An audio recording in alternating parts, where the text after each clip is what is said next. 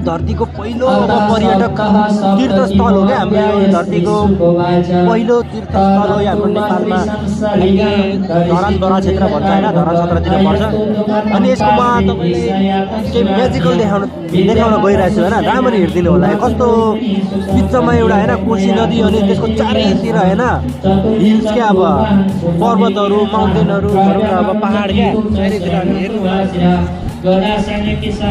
होला यतातिर भयो यतातिर भयो होइन डबल गइरहेछ यतातिर पनि छ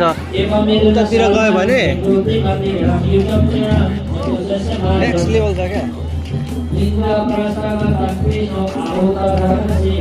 यस्तो चाहिँ मैले भनेको यस्तै टाइपको चाहिँ छ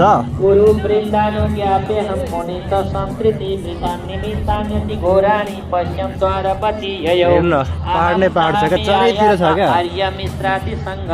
अनि बिचबाट चाहिँ हाम्रो कोशी नदी